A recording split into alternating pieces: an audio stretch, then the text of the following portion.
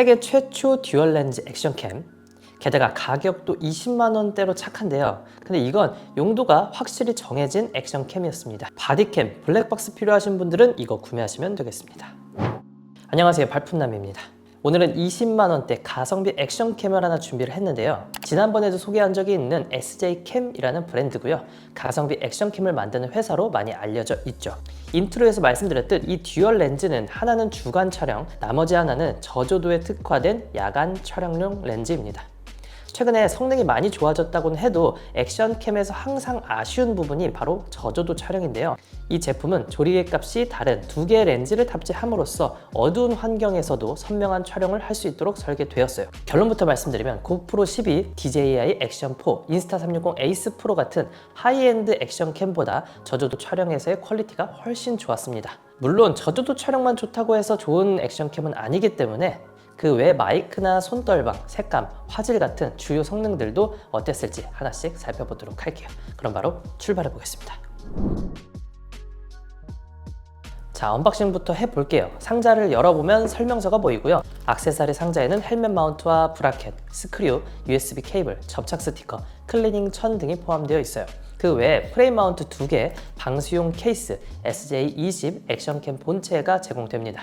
참고로 3만원 정도 추가를 하시면 내장 배터리가 포함되어 있는 스틱 프로 키트를 구매할 수가 있는데요. 제가 두 가지 화면을 띄워 드릴 테니까 자세한 구성품 지금 화면을 참고해 보시기 바라겠습니다.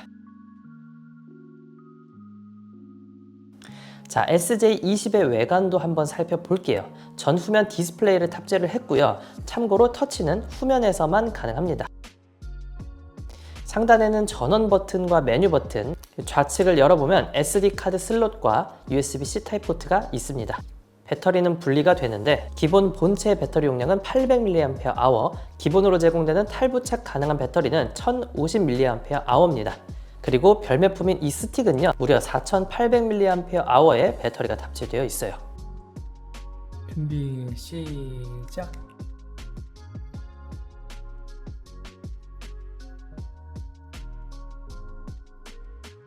자, 그럼 이제 본격적으로 촬영 테스트 진행해 보도록 하겠습니다.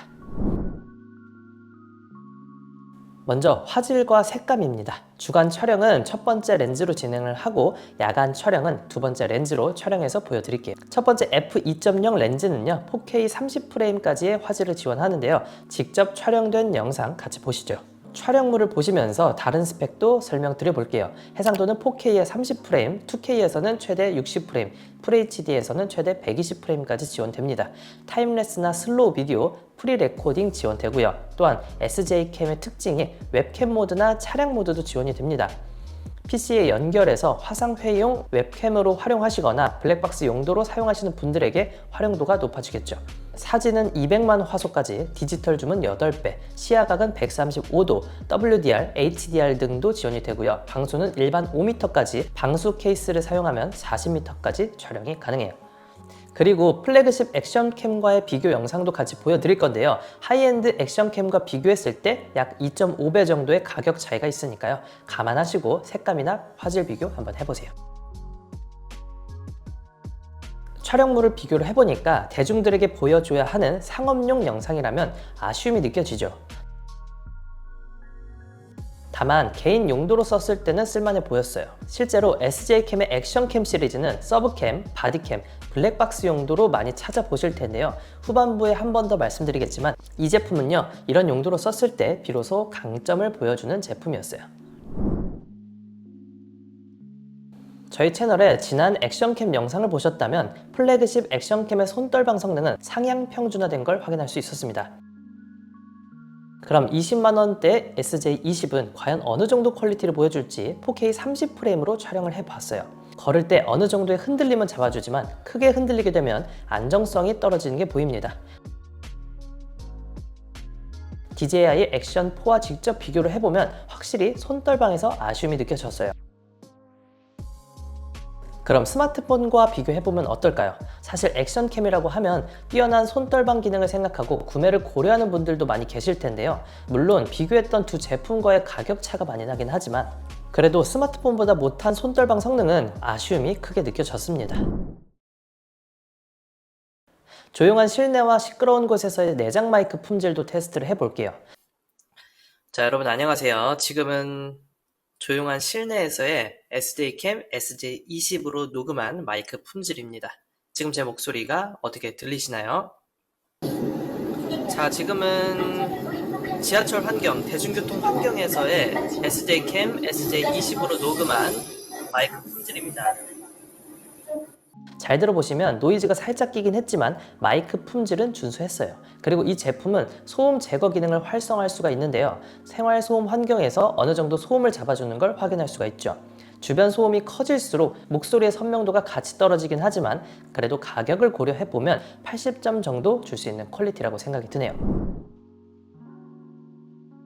다음은 저조도 환경입니다. 어찌 보면 이 제품이 가장 강조하는 기능인데요. 실제로 저조도 환경에서의 촬영은 어땠을지, 그리고 이런 플래그십 액션캠과 비교를 하면 화질이 어떨지 한번 비교해 볼게요. f1.3 렌즈가 탑재된 만큼 저조도 환경에서는 만족도가 아주 높았어요. 제 지난 영상을 보시면 아시겠지만 플래그십 액션캠 중에서도 DJI 액션4가 고프로 12보다 훨씬 좋은 저조도 촬영 퀄리티를 보여줬는데요. DJI 액션4와 SJ20을 비교를 해보니까 야간에서의 촬영만큼은 SJ20이 훨씬 좋은 퀄리티를 보여줬습니다. 물론 선명도나 화질에서 완벽하진 않아도 사물을 식별하고 구분하기에는 충분한 퀄리티를 보여줬어요. 그래서 빛이 적은 야간에 자주 촬영을 하는 분들이라면 쓰일 곳이 많은 제품이라는 생각도 들어요. 다음은 촬영 시간입니다. 4K 30프레임 기준으로 촬영 시간 테스트를 진행했어요. 이 제품은 빌트인 배터리, 탈부착 배터리, 배터리가 내장된 스틱을 부착해서 3가지 방식의 배터리 사용이 가능한데요. 기본 구성품으로 가장 많이 쓰이는 탈부착 배터리를 부착한 상태에서 촬영을 해봤습니다. 20도 정도의 실내에서 촬영을 했어요. 발열은 좀 있지만 2시간 이상까지도 촬영이 가능했습니다. 다만 배터리가 소모될 때까지 원테이크로 연속 촬영은 되지 않았는데요. 한 개의 파일당 최대 4기가까지만 촬영이 가능하기 때문에 원테이크당 4K 30프레임 촬영 시 8분 20초까지, FHD 30프레임 촬영 시 18분까지 촬영되고 나서 자동으로 재촬영이 진행됩니다. 쉽게 말해서 4K 기준으로 8분 20초씩 파일이 나뉘어서 촬영물이 저장된단 말이죠. 브이로그나 인터뷰처럼 원테이크로 쭉 이어서 촬영해야 한다면 적합하지 않아 보입니다. 다만 블랙박스나 바디캠으로 쓴다면 크게 문제가 되지 않을 기능이라고 생각하시면 되겠습니다. 자, 이제 제품의 가격부터 살펴볼게요. 촬영일 기준으로 알리익스프레스에서 구매를 하실 수가 있고요. 촬영일 기준 20만원 초중반대에 구매가 가능합니다. 그리고 가끔 쿠폰을 뿌리는데 그땐 20만원대 초반까지도 구매가 가능해요. 관세를 포함해도 20만원대 내에서 구매가 가능하죠. 만약 스틱 프로 키트를 같이 구매하시면 20만원대 후반에 구매할 수가 있겠네요. 20만원대긴 하지만 하이엔드 액션캠들과 비교를 해보면 대략 2.5배 정도 저렴한 가격대의 액션캠이라고 볼 수가 있겠죠.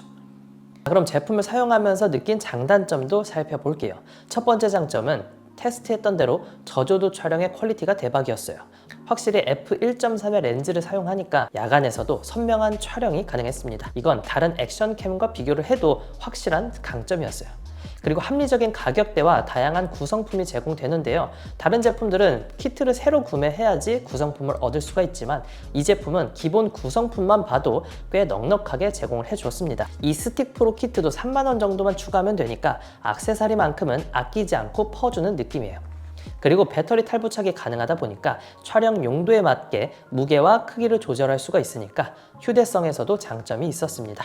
물론 단점도 있습니다. 일단 화각 변경이 가능하긴 한데 손떨방 기능을 꺼야지만 화각 변경이 가능해요. 그러니까 손떨방을 켠 채로는 130도의 넓은 화각에서만 촬영이 가능합니다. 그리고 언어 설정란을 보시면 언어가 많이 지원되는데 한글은 지원되지가 않아서 영어로만 사용해야 하고요. 또한 디스플레이 터치가 되지만 감도가 하이엔드 액션캠에 비하면 좀 아쉽고 UI 또한 직관성이 떨어지기 때문에 적응하는 데 시간이 좀 필요했어요. 자, 이렇게 제품을 테스트를 해보니까 확실한 사용처가 보였습니다. 브이로그나 인터뷰, 제품 리뷰 등 상업용 영상을 촬영하는 액션캠으로선 아쉬움이 있었고요. 플래그십 제품 대비 특히나 화질이나 손떨방 등의 성능들에서 아쉬움이 좀 느껴졌습니다. 그래서 퀄리티 있는 영상을 누군가에게 보여주고 싶다면 저 개인적으로는 고프로 12, DJI 오즈모 액션4, 인스타360 에이스 프로 등 이전에 올렸던 하이엔드 액션캠들을 추천드립니다. 다만 개인 소장 용도로 사용했을 때는 진가를 발휘하는 액션캠이었어요. 바디캠, 블랙박스용, PC 웹캠용, 야외 활동 촬영, 최근 자전거나 전기 스쿠터, 오토바이 타는 분들도 바디캠이나 블랙박스 용도로 많이 찾고 계시니까요. 그런 분들에게는 나름 만족하면서 사용할 수 있는 그런 가성비 액션캠이 될 거라고 생각합니다.